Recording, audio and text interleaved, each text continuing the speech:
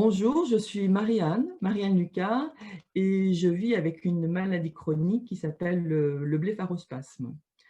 C'est une maladie neurologique non dégénérative.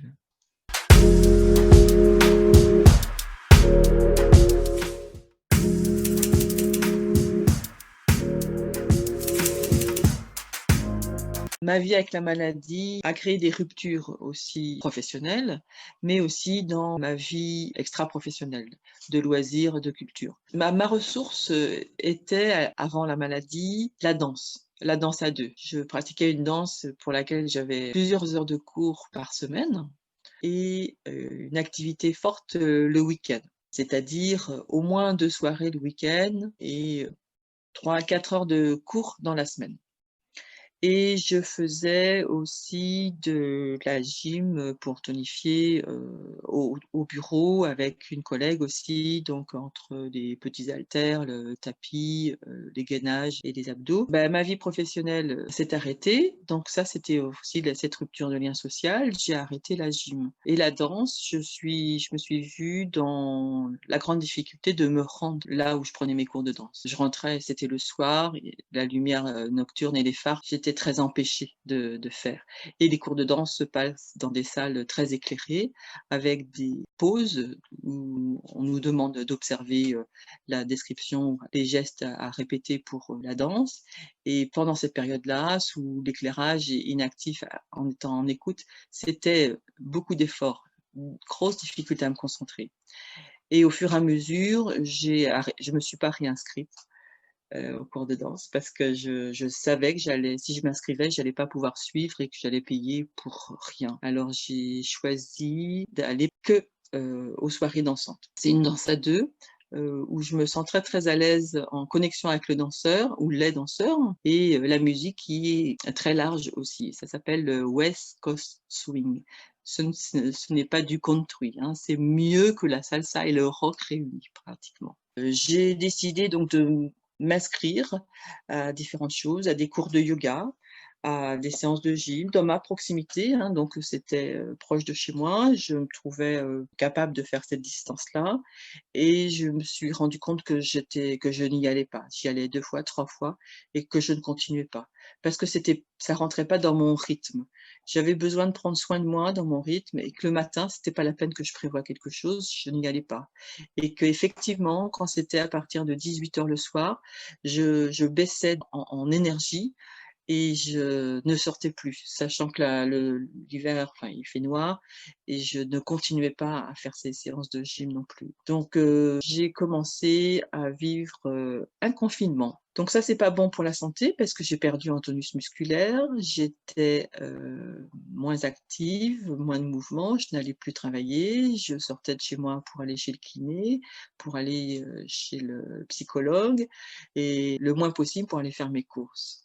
Et ma difficulté à marcher, bien que j'habite tout près d'un très beau parc, je n'utilisais pas ce parc. Et dans mes loisirs, qui étaient aussi celui du cinéma ou des expositions, j'ai dû rendre ma carte d'abonnement de cinéma parce que c'était impossible de rester devant un écran, de cinéma. Les expositions photos, les expositions en général, c'est, épuisant. Je peux ne voir que, je vais dire, 1/5 d'une exposition.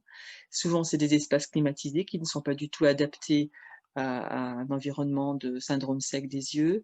Les affichages sont souvent en hauteur, alors que mon champ de vision confortable, c'est, là, à hauteur de mes yeux, et rarement, jamais à un horizon ou à regarder en hauteur. Donc les expos sur Paris que j'aimais bien, le cinéma, mes sorties en vélo, mes cours de danse, j'ai réduit ça. Même mes sorties danse le week-end, je voyais bien que j'avais du mal à me préparer. Je me dis: «Allez, j'y vais, mais je vais revenir, il va faire noir». Donc je repoussais, je n'y allais pas. Donc ça, je me suis créé beaucoup, beaucoup de frustration.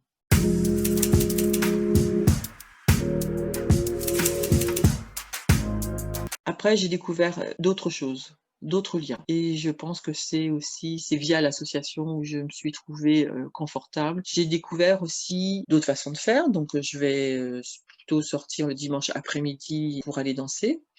Et surtout, je me suis beaucoup intéressée à d'autres sujets qui sont en lien avec la santé, en lien avec la pathologie aussi, mais plus largement, qui s'appelle l'éducation thérapeutique des patients ou accompagnement thérapeutique du patient. Donc ça, c'est un nouveau regard. C'est nous, patients, nous devenons aussi acteurs, intervenants auprès de programmes d'accompagnement du patient en santé, en éducation thérapeutique en santé, et on croise donc des soignants, des associations, des patients, et ça a été comme un starter pour moi. Je pense que je peux même parler de résilience grâce à ça, parce que je me suis retrouvée une nouvelle orientation, je me suis trouvé un sens à ma vie. C'est grâce à Alliance Maladies Rares aussi que j'ai découvert ces projets-là. Il y en a partout en France et il y en a pour toutes les pathologies chroniques où là, le patient est au centre et il est accompagné par une équipe et il est interviewé sur son parcours de soins, mais sur son parcours de vie, sur son parcours de vie professionnelle, sa vie sentimentale aussi, sa vie familiale, et puis comment il vit avec la maladie, comment il connaît la maladie, comment il sait bien soigner sa maladie, comment il est même sentinelle pour sa maladie, et surtout comment il est bien d'apprendre à vivre avec la maladie.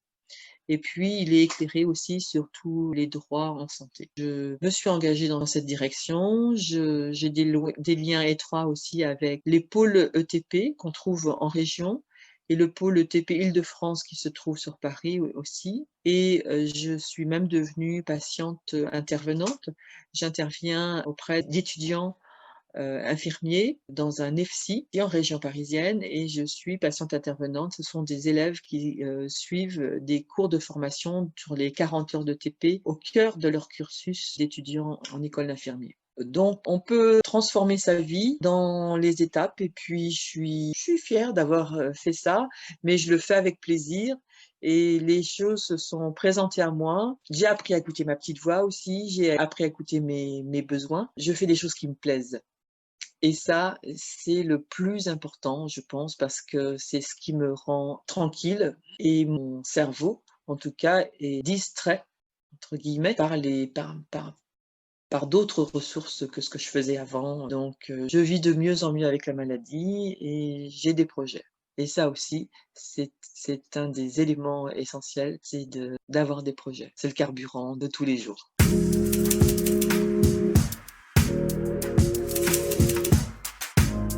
Je suis en contact avec l'association Valentin Oui, à qui j'ai décrit la maladie, qui ne connaissaient pas et qui ont été ravis de m'accepter et qui m'offrent, l'accès à la bibliothèque audio énorme et donc je peux me connecter et charger des livres et désormais tous les livres que je les lis en audio.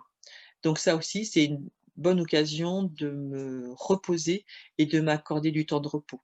Pouvoir s'accorder du temps de repos, pouvoir faire des siestes, c'est aussi déterminant pour mieux vivre avec la maladie.